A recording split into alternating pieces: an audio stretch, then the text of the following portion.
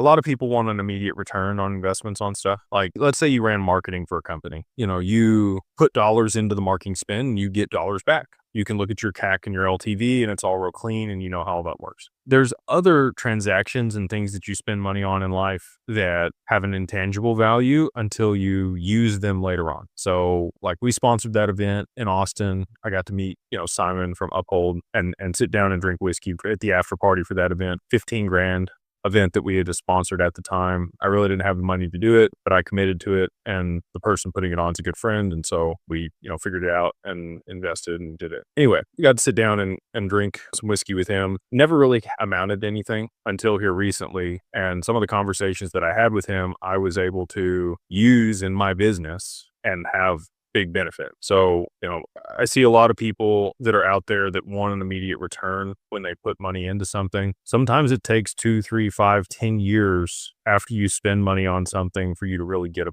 the real return from it. And I've had that happen to me over and over and over again. And so I always have some budget just to go places and talk to cool people and learn new things. And sometimes I get nothing out of it, or it doesn't seem like I got anything out of it until years later when I'm like, oh, that conversation this person said, or I'll meet somebody and it generates interest and curiosity and I'm able to relate to them. But there's a bunch of different ways that it plays out. It inevitably comes back around. The universe is a wonderful thing. And if you invest value and circulate that money, it will come back to you in much greater amount.